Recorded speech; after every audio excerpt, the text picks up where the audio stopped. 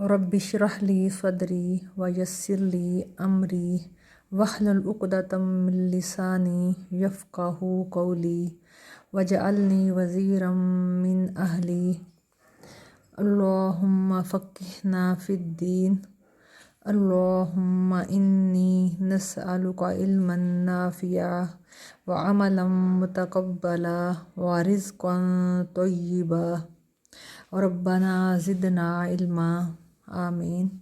अस्सलामु अलैकुम वरहमतुल्लाहि वबरकातुहू। आज हम सूरा वाक़िया से क्लास का आगाज़ करते हैं इंशाअल्लाह ताला।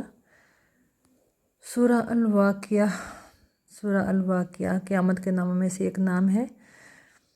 इसके बारे में नबी सल्लल्लाहु अलैहि वसल्लम ने फरमाया, अगर पूरे कुरान में और कुछ भी ना होता, सिर्फ़ सूरा वाक़िया ही नाजिल होती तो इंसान के समझने के लिए काफ़ी हो जाती, इंसान के हदायत पाने के लिए काफ़ी हो जाती। तो इससे पता चलता है कि ये सूरा नहायत ही मौसर तरीन सूरा है। सूरा अल-वाक़िया चूँकि मैंने बताया क़यामत के नामों में से एक नाम है अल-वाक़िया, क़यामत इसको कहा जा सकता है। इसकी पहली आयत की तरफ आते हैं। इज़ा वक़अतिल वाक़िया, इज़ा जब, वक़अत वाक़े हो जाएगी, अल-वाक़िया वाक़े होने वाली। रोज़े क़यामत का ज़िक्र है कि जब क़यामत कायम हो जाएगी, उस वक्त की बात हो रही है जब क़यामत कायम हो जाएगी। लईसा लिवक़अतिहा काज़िबा, लईसा नहीं है, लिवक़अतिहा उसका वाक़े होना, काज़िबा कोई झूठ, यानी क़यामत जब वाक़े होगी तो उसको कोई झुठला ना सकेगा। इस क़यामत का वाक़े होना कोई झूठी बात नहीं है, ये बिल्कुल हकीकत पर मबनी बात है। क़यामत का वाक़े होना बिल्कुल एक हकीकत है, इसको कोई झुठला नहीं सकेगा, इसके वाक़े होने में कोई झूठ नहीं है। अगली आयत में चलते हैं। ख़ाफ़िदतुर राफ़िया, ख़ाफ़िदतुन पस्त करने वाली है, राफ़िया बुलंद करने वाली है। क्या है वो क़यामत? वो क़यामत पस्त भी करने वाली है और बुलंद भी करने वाली है। मसलन के वो इंसान जिन्होंने दुनिया में बहुत ऐशो इशरत से ज़िंदगी गुजारी, लेकिन अल्लाह की नाफरमानी में साथ शामिल हुई, और वो जो अपने आप को बहुत कुछ समझते थे अपने ही आप में, क़यामत वाले दिन वो ज़लील कर दिए जाएंगे, पस्त कर दिए जाएंगे। और वो लोग जो अल्लाह की तो फरमाबरदारी में थे लेकिन कमज़ोर थे, दुनिया में कमज़ोर थे, गरीब थे, बुरे हालात में थे, लेकिन फिर भी अल्लाह की फरमाबरदारी में थे, उनको क़यामत वाले दिन इज़्ज़त मिलेगी, बुलंद मर्तबा मिलेगा। तो क्या बात सब पता चली? क़यामत का दिन असल इज़्ज़त या ज़िल्लत का दिन होगा। वो इज़्ज़त पालेगा जो अल्लाह के यहाँ इज़्ज़तदार होगा, वो ज़िल्लत पालेगा जो मुनाफिक और काफिर होगा। बुरे अमाल जो करके गए होंगे, जो मुतकब्बिर होंगे, जो खुद पसंद होंगे, और सबसे बड़ा मुतकब्बिर और खुद पसंद कौन था? इब्लीस, और फिर उसके बाद उसकी पैरवी करने वाले। तो साबित हुआ कि क़यामत कैसी होगी, क़यामत वाले दिन क्या होगा। क़यामत वाले दिन अच्छे अमल करने वालों को इज़्ज़त मिल जाएगी और बुरे अमल करने वालों को ज़िल्लत मिल जाएगी। तो फिर इसमें करने का काम क्या है, अमल का पॉइंट क्या है? सबसे पहली चीज़ हमसे क्या मतलूब है कि हम इज़्ज़त पाने वालों में शामिल हो जाएं इंशाअल्लाह ताला। सबसे पहली चीज़ हमसे मतलूब है ईमान, और अल्हम्दुलिल्लाह हम ईमान वाले हैं, अल्हम्दुलिल्लाह।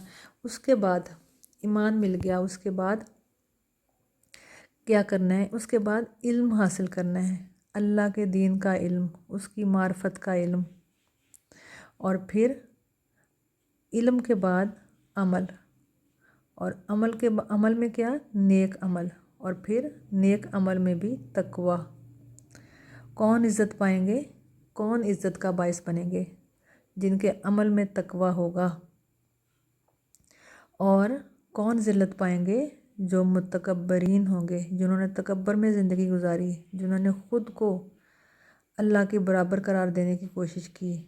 تو متکبرین کے بارے میں حدیث ہے، نبی صلی اللہ علیہ وسلم نے فرمایا، متکبرین قیامت کے دن چیونٹیوں کی شکل میں اٹھائے جائیں گے اور لوگ انہیں اپنے پاؤں کے نیچے لتاڑتے ہوئے گزر جائیں گے۔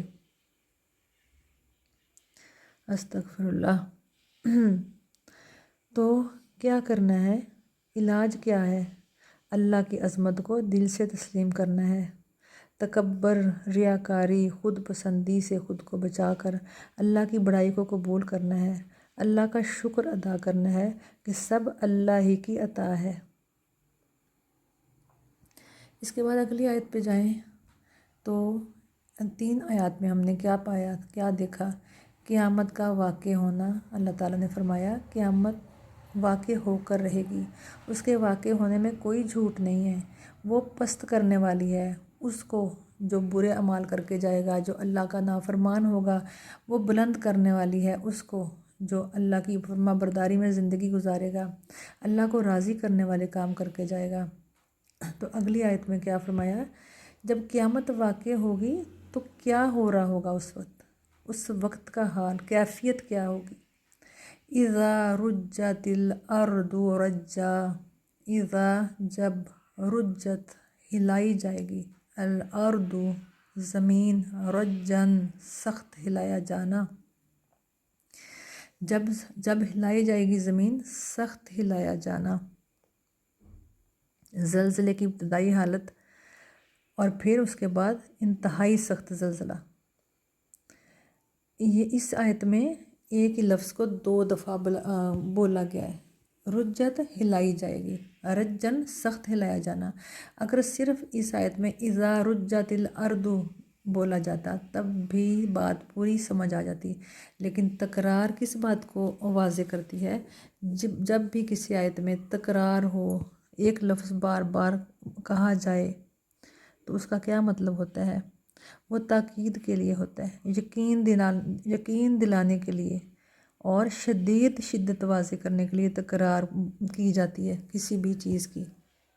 تو یہاں اللہ تعالیٰ فرما رہے ہیں کیسی ہوگی قیامت، کیفیت کیا ہوگی؟ زمین سخت ہلا دی جائے گی، سخت زلزلہ آئے گا۔ اور آگے فرمایا وَبُسَّتِ الْجِبَالُ بَسًّا، اور چورا چورا یا ریزہ ریزہ کر دیے جائیں گے، الجبال پہاڑ، بسن ریزہ ریزہ کیے جانا۔ وہ پہاڑ جن کو ہم دنیا میں جب دیکھتے ہیں اور بلند و بالا، شان و شوکت والے، تو ایک طرح کا خوف محسوس ہوتا ہے، اتنے اونچے، اتنے مضبوط، ان کے بارے میں فرمایا جا رہا ہے کہ قیامت کی اس لرزہ خیزی میں پہاڑ بھی چورا چورا کر دیے جائیں گے۔ یہاں جو بسا لفظ بولا گیا ہے، بسن، چونکہ یہ جو عرب تھے، قرآن عرب پہ نازل ہوا، عربی زبان میں نازل ہوا۔ عرب چونکہ ان کا پیشہ تھا بکریاں چرانا، ریوڑ ہانکتے تھے، تو جب عرب ایک ریوڑ کو ہانکنے کے لیے اس کو چلانے کے لیے بولتے تھے بسا بسا، تو اس بسا سے پھر ہمیں یہ سمجھ آتی ہے کہ ریوڑ کی طرح پہاڑ چلتے ہوئے محسوس ہوں گے۔ استغفر اللہ۔ قیامت کی ہولناکی ہے کہ زمین ہلا دی جائے گی، سخت ہلایا جانا، سخت زلزلہ ہوگا، اور پہاڑ ایسے چلیں گے جیسے کوئی ریوڑ چل رہا ہو، ایسے چورا چورا کر دیے جائیں گے کہ وہ ہو جائیں گے کہ اگلی آیت میں اس کو مزید واضح کر دیا، فَكَانَتْ هَبَاءً مُنبَثًّا، تو ہو جائیں گے وہ کیا، کون ہو جائیں گے؟ پہاڑ ہو جائیں گے، ہباءً گرد و غبار، منبثا منتشر۔ کیا کیفیت ہو جائے گی پہاڑوں کی؟ اتنے بلند، اتنے شان و شوکت والے، اتنے مضبوط، کیسے ہو جائیں گے؟ گرد و غبار کی طرح ذرات بن جائیں گے، ٹوٹ کر بکھر جائیں گے، جیسے اس سے بات سمجھ لیں کہ جیسے کوئی ڈسٹ ہوتی ہے، ڈسٹ کے ذرات جو آپ کسی بھی چیز پہ پڑے ہوئے ہوں، باریک سے باریک ذرہ جو ایک طے ہوتی ہے باریک مٹی کی، اس طرح منتشر ہوں گے، فضا میں بکھرے ہوئے ہوں گے۔ تو اس آیت تک اللہ تعالیٰ نے قیامت کا واقع ہونا، قیامت کی کیفیت، قیامت کی صفات سارا کچھ بیان کر دیا۔